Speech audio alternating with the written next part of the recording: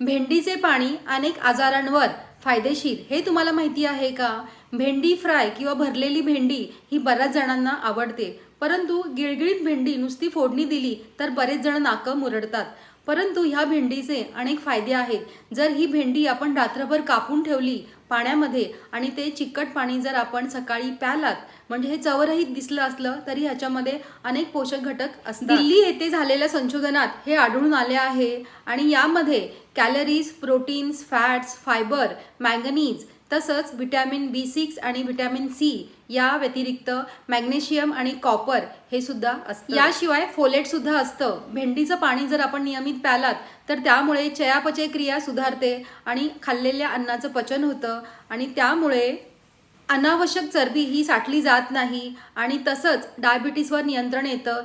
ज्या लोकांना डायबिटीस आहे त्यांनी भेंडी मात्र जरूर खावी किंवा भेंडीचं हे पाणी प्यावं. भेंडीतील विरघळणारे फायबर हे रक्तातील कोलेस्ट्रॉल कमी करतात आणि वाईट कोलेस्ट्रॉलची पातळी सुद्धा कमी केल्याने हृदयाशी निगडीत ज्या समस्या असतात त्या सुद्धा दूर पळून जातात. दररोज भेंडीच्या पाण्याचे सेवन केल्यास रक्तातील साखर कमी होण्यास मदत होते.